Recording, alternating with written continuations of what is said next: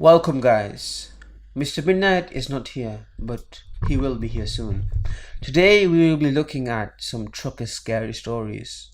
Sitting inside one place for a long haul. Sounds boring, but it is, and it might be, more exciting than you think. Let's get into this. And always remember, the darkness always follows. Sometimes, if you're lucky or not, and you happen to have a passport since 9/11, you may be tasked with delivering cargo into Canada or Mexico. Canada is the obvious choice for most folks, but sometimes you don't get to choose. Carlos is a driver I knew for a number of years, both on the truck and off. Guess who his favorite guitarist is? His grandparents were still in Guadalajara, Mexico, and his folks had come to the USA. Legally no less, and settled in El Paso, Texas about 3 years before he was born. Carlos hauled freight for a small, privately owned company based in Corpus Christi, a fleet of about 10 trucks that specialized in what he called private freight, which probably meant either government or very rich clientele. 90% of the time, Carlos never saw a detailed bill of lading. He just got the basic and most essential info, like weight and whether or not it was hazmat, hazardous material load. Carlos said most of his hauls rarely left Texas or the surrounding states. But on one particular run, he was required to drive the load all the way up to South Dakota, and he was sharing this ride with another gentleman that was there for his safety. This hombre was the type that don't say much. Basically said, pretend I'm not here. I thought it was the kind of rude to be like, hey, I'm gonna be in this truck with you for about 1,300 miles, but don't try to talk to me.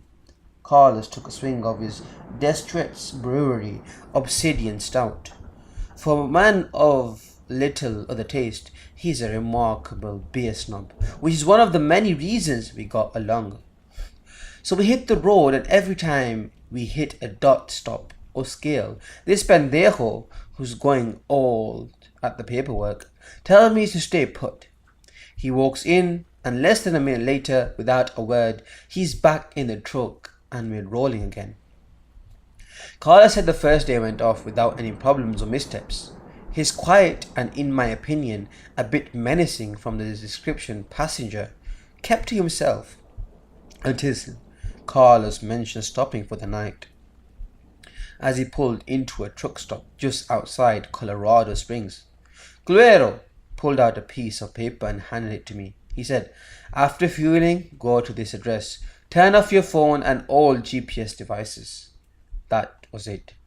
I followed the directions to a joint about 9 miles off I-25 and was ushered into a big metal storage facility, like a hangar or something. They had me drop the trailer and park my rig out in a dirt lot. Kulo man stayed with the trailer and I went to suck out in my sleeper. I grabbed him another beer out of my fridge and along with whiskey for me. I sat back down and Carlos continued. So the next morning, tall, dark and Feo wakes me up with a knock on the side of my sleeper. Let's go, he says. I get up and get dressed. Go take a piss and bring the rig back into the hangar. This is where shiz gets weird. There's another trailer next to mine. I can't tell if he's nervous or pissed as he continues. These effing putos tell me there's been damage to your trailer. We will repair and or replace it before you make your return trip. There's a tarp over part of my trailer and what looks like fluid of a sort on the back floor of the hangar. I was only allowed to get out of the truck to go to a quick glance at my new trailer. Freaking thing was brand new. Beautiful, man. I barely thought about what might have damaged my trailer, but in the back of my cabasa, I'm thinking, what the F am I hauling, man? I forgot to mention at the beginning the weight of the cargo. For a little explanation, I'll try to be as brief as possible so I can get back to the story. Now, a regular rig with a sleeper weighs from 17,000 to 22,000 pounds, depending on certain variables, and an average regular trailer weighs about 10,000 pounds empty. When he began his trip, Carlos said his total weight was 55,000 pounds and he was rolling easy. Any trucker worth his salt knows when there's a difference in weight just by the way it pulls. This shingon was heavy as a mother flipper, brother. I started to drive it out of the hangar and it was putting a little strain on my rig. It's like if you've been swinging an aluminium bat for years and someone suddenly hands you a wooden bat with a lead core. I stopped and hopped out, thinking maybe these fixties had attached the air hoses wrong and the brakes weren't disengaging properly. They looked right, but I grabbed the hoses and repositioned them anyway. I was about to walk back and check the brakes visually, and the pinch puto hops out and gets in my freaking face. Carlos, get back in the truck now, I tell him. Look, Vato, I'm not going effing anyplace until I know this trailer is safe to roll. I knocked on the side of the trailer to illustrate my irritation, and that effort was solid, like steel plating instead of aluminium. And then the trailer effing rocked, like there was something inside that moved on its own, brother.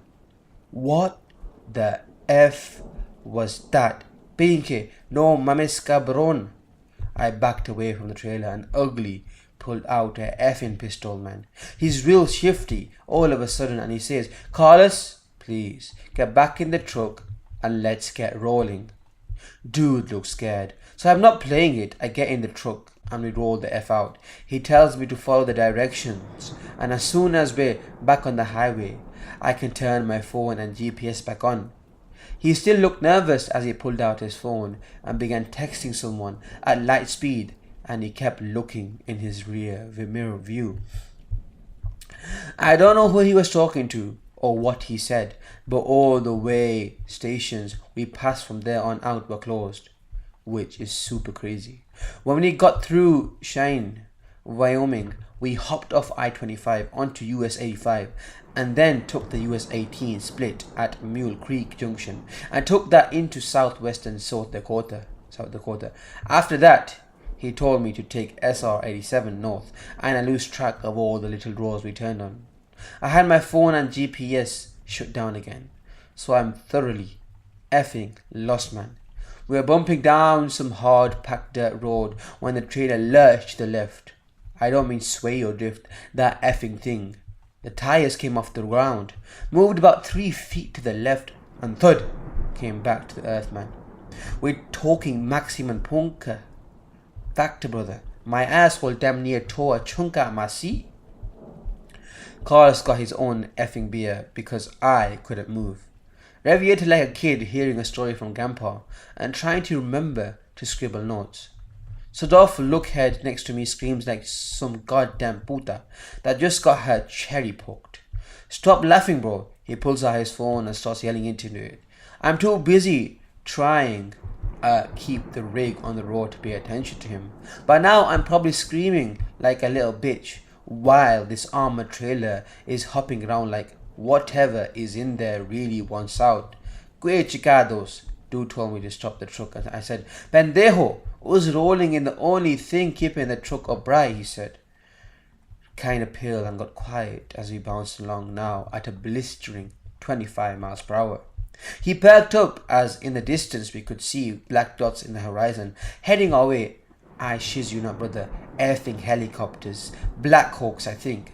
Anyway, these choppers came up and landed about a half mile ahead of us.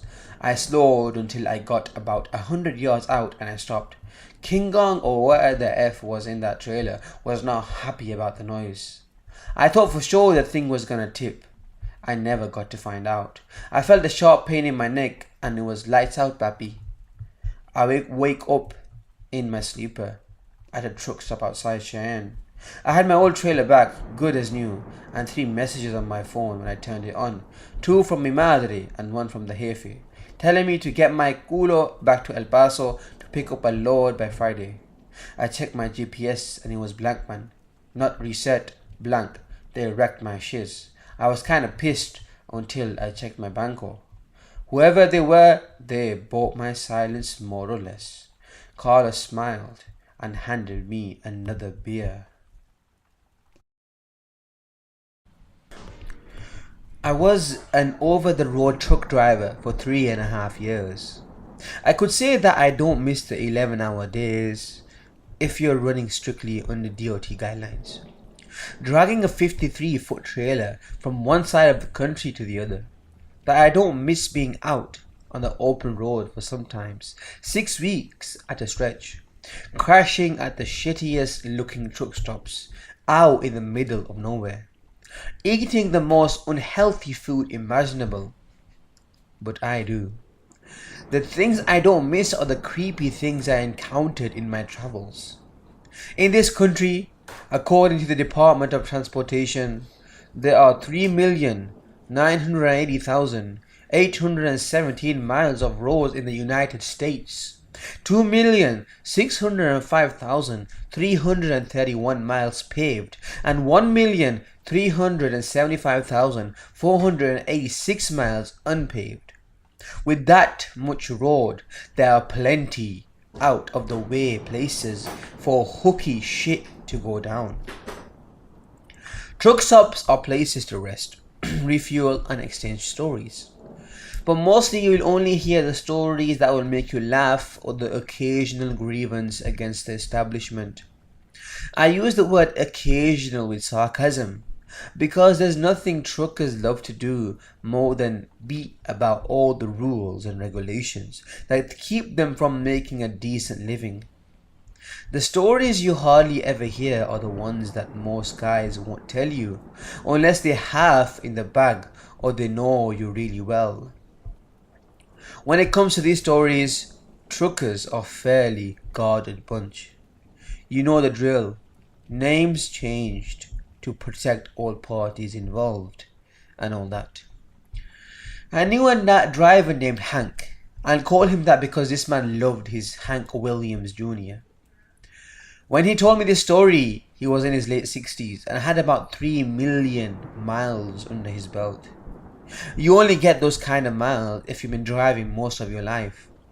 Hank, along with his love for outlaw country, happened to have a deep, abiding love for getting side jobs that allowed him making a living without the man dipping into his pockets too deeply. Hank was an owner-operator, meaning he owned his own truck and ran his own business out of said truck. A beautifully restored and modified 1969 Peterbilt 359 conventional. Hank knew the old school way of running with 2 sets of logbooks, analog, to play around with the hours and miles restrictions put in place by the DOT for yours and our safety. He knew all the back routes that by DOT standards were barely legal for a truck this size to negotiate. It was on one of these so-called side runs where Hank said he saw something. Well, let me get to that. Hank said he was running one such job between Three Forks, Montana and Twin Falls, Idaho, in the dead of winter. At that time of year, the route he was taking, US 287, could be hit or miss on it. It was properly plowed. But for the money he was getting paid for this haul, he was willing to risk it. The route at times runs along the western edge of the Shoshone National Forest and West Yellowstone National Park, with winding mountain passes and spectacular views if you drive it during the day. Even in the winter, Hank said on this run, the road had been plowed within the last 6 hours, which was doable, but barely optimal conditions, with drifts of snow on the sides of the road from the plows, sometimes reaching heights upwards of 15 to 17 feet. There was scant room for pulling over, should the need arise to do repairs or take a piss. Hank was running through this area, he says, around 2 a.m. There was cloud cover, so it would have been pitch black had the snow not turned into greyish moonscape beyond the range of the headlights. The temperature on the dashboard read a bristling 7 degrees Fahrenheit. Ice crystals bordered the windows. At these temperatures, if you turned off your truck for too long, your diesel fuel would gel and you weren't going anywhere without an expensive thaw-out. Hank shivered as he recounted that night. I was rolling along at steady 62 miles per hour, which I reckon might have been a tad too fast for the conditions. Money will make you do some stupid things, Hank said. He'd been driving Mountain Dew and chain smoking to stay awake through the night, so it was no surprise to him when he had to answer the call of nature. He peeled over to the side of the road as far off the roadway as he could without getting stuck in the deep snow drifts, clambered over to the passenger side door and opened it to piss directly off the top step. When it's that cold out, you gotta hold on tight or your packer will go full turtle on you and you'll piss all over your breeches, he said with a guffaw of laughter. Ain't no sense in getting all the way down if it's just a quick stop, as he told me the rest. It was without his trademark crook grin. Now, when I say it was cold out, I don't mean it was Arctic cold-like, but it was more damp than you'd expect at that temperature. I didn't hear a damn thing, no wind, nothing, aside from my piss hitting the snowbank. He lit another cigarette and inhaled deeply. It was damn eerie, and it weren't the cold giving me goose pimples. I shook the dew off the lily, zipped up, and I got the hell out of there. About a half an hour later, I'm back to routine and got nothing but the CB radio on cause the FM and AM ain't worth a goddamn up there. That radio was quiet too, as I reckon weren't any other damn fool out running these parts this time of night. Hank shifted uncomfortably in his seat and drank something from his flask. I heard something about made me jump out my skin and shit myself to boot.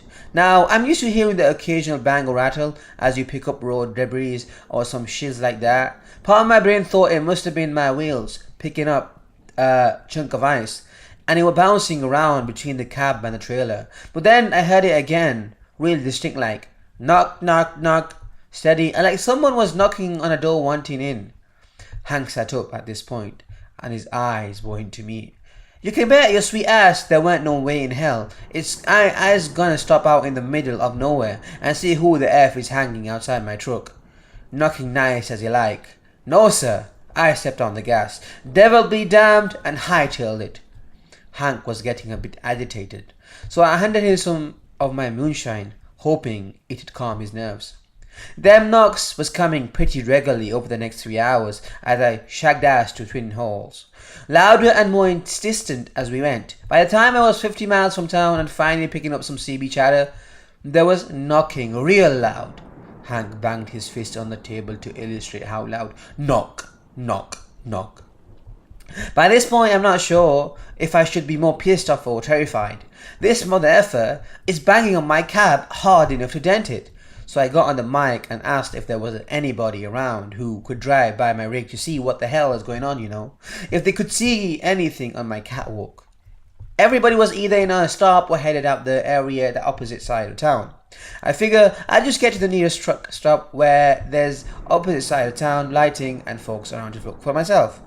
I slowed for the stoplights cause I sure as hell weren't stopping for shit before I had some civilization on me. Hank took another cigarette and lit it before continuing. I finally came to a red light. There weren't no one round, so I slowed down and rolled through that some bitch. Got another knock for my efforts and I about squeezed the turd out because I think the mother effer was whispering at me. About 10 minutes later, I pulled into the truck stop all the way into the fuel area where there were bright lights. I jumped out of my cab with my .45 in hand and circled round to the catwalk, giving it a wide berth. There wasn't no hide, no hair of anything or anyone. I looked under the rig to make sure someone wasn't sneaking off. Nothing. I climbed over the catwalk after getting my flashlight to inspect the damage to the door of my cab. There weren't a scratch on my rig. I couldn't sleep for at least a day after that bullshit. Turned in the load and went back to the truck stop and had a few drinks. I was about to thank Hank for his story and go back to my own truck when he grabbed my wrist. That's not the end of it, son. I heard you tell that next spring, when the snow melted, they found a hitchhiker about 50 feet off the ground up on the US 287. No mention of his cause of death, but where they found him round about the area where I stopped for that piss. Nowadays, I piss in bottles and don't stop for shit like less I'm around other folks. Needless to say, I don't stop in the middle of nowhere for anything much either these days. Well guys, I thank you all for listening. I hope these two stories frightened you. They were very interesting and I enjoyed them myself. Obviously, Mr. Midnight is not here yet, but he'll be here soon. He's on one of his little trips. We'll see him soon. But I would like you to remember one of his famous catchphrases. And always remember, the darkness always follows.